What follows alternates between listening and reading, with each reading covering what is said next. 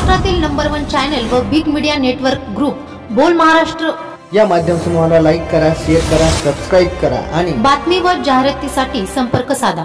सत्यवदावे वाटे बोल महाराष्ट्राचे. नमस्कार.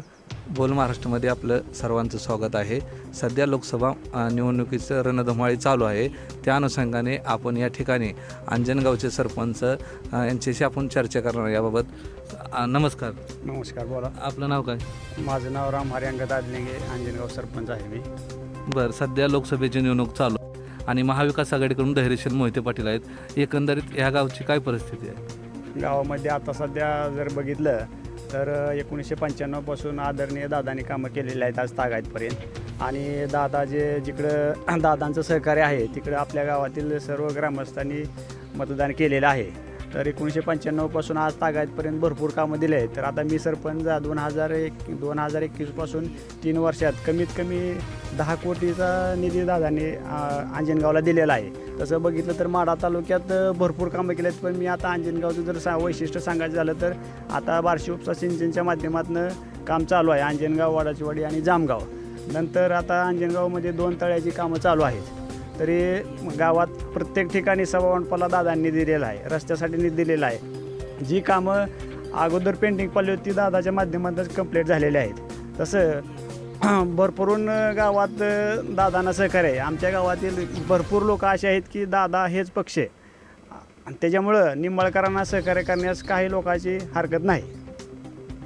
अंजनगाव उमाटे येथे जे काही विकास कामं चालू आहेत ते आदरणीय दादांच्या माध्यमातून चालू आहेत. अंजनगाव हे पूर्वी एक जिरायती गाव म्हणून प्रसिद्ध होतं. या गावाला दादांनी 2 पाझर तलावाचं साठवण तलावामध्ये रूपांतर करण्यासाठी 7 कोटी रुपये निधी दिला.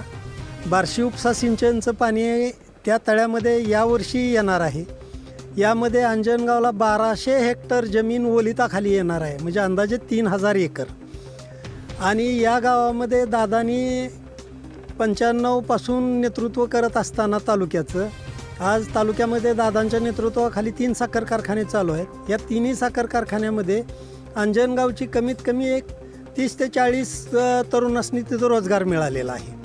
त्यामुळं गावची त्या कुटुंबाची आर्थिक परिस्थिती चांगली झालेली आहे. गावामध्ये जे बी काय आज आहे, रस्ते असतील, सभामंडप असतील, हे सर्वच्या सर्व दादांच्या निधीतून मिळालेलं आहे. आणि आत्ता चालूला 3 सभामंडप आमदार निधीतून मिळालेले आहेत. गावचे रस्ते केलेले आहेत. रस्त्यासाठी जवळपास 40 लाख रुपये निधी दिलेला आहे.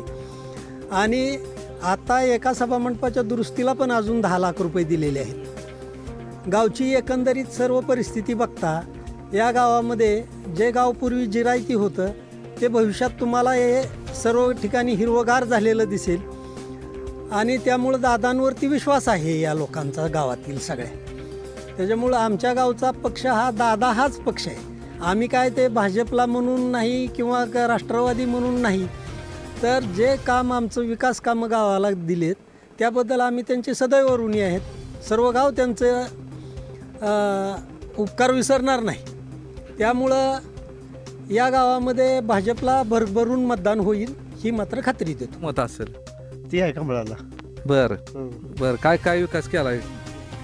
काय त्यातलं माहीत नाही. नाही, विकास केला आहे का मोदी सरकारनं? केला. बरं, म्हणजे तुमचं मत आहे कुणाला आहे? पण कमळाला. नमस्कार. काय नाव आहे आपलं? लहू दो मोठे. बरं सर, आता निवडणुका चालू आहेत. त्या इथं भाजपकडं रणजित नाईक निंबाळकर आहेत ते आणि शरद पवारकडून धैर्यशील मोहिते पाटील आहेत. तुमचं कुणाला मत आहे?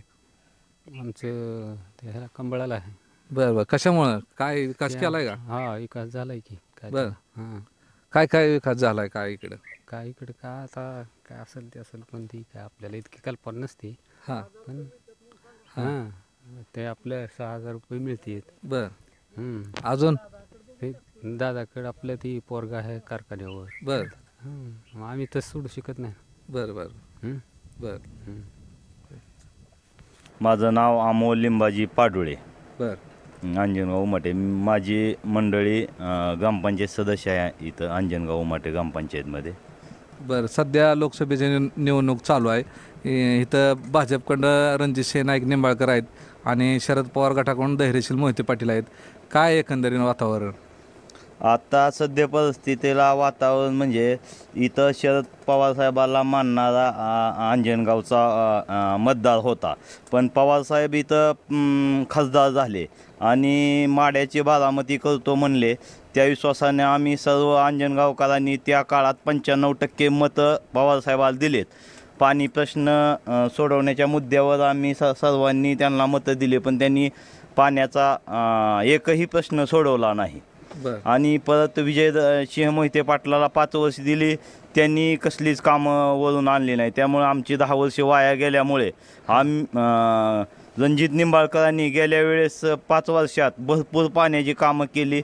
आमच्या अंजनगाव येथे उजनीतून पाणी पाईपलाईन चालू आहे, त्यामुळे पाणीदार खासदार म्हणून आमच्या गावांनी असं ठरवलं आहे की विकासाला मत, त्यामुळे आता फक्त रणजितसिंह निंबाळकर. आपलं नाव काय? माझं नाव अमोल उमाटे. बरं, सध्या लोकसभेची निवडणूक चालू आहे, ह्याबद्दल आपलं काय मत आहे?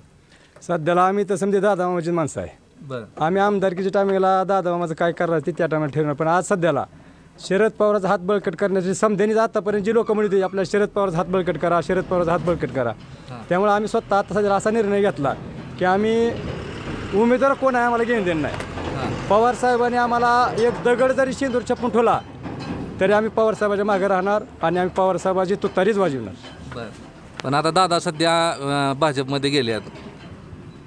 दादाचा प्रश्न दादा थोडी त्यांच्या अडचणीमुळे काय असेल, पण ते आपल्या सध्याला आपलं कोण दादा पक्ष दादा, पण आता देशाचं राजकारण आहे. आपल्याला देशाचं राजकारण करीत असताना मोदीनं काय केलं किंवा राहुल गांधीनं केलं ह्याचा विषय काढा. म्हणजे मोदीनं काय केलं, GST आमच्याकडून समजा खात 1 लाख रुपयाचा खात जर घेतला तर आमची 30,000 रुपये GST चालली आणि तुम्ही आम्हाला 8,000 रुपये वर्षात द्यायला लागलाय.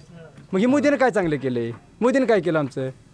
मोदीनं काहीच केलं नाही. मोदीनं फक्त आमचंच घेतलं ना आम्हाला, म्हणजे आमचं दुप्पट घेतलं आणि 1 पट आम्हाला दिलेलं आहे. त्यामुळे आपल्याला मोदी सरकार नको आहे वरी. हां, नमस्कार. आपलं नाव काय? माझं नाव शिराज शेख. बरं, मी ग्रामपंचायत आहे. हां, मोठ्यानं बोला.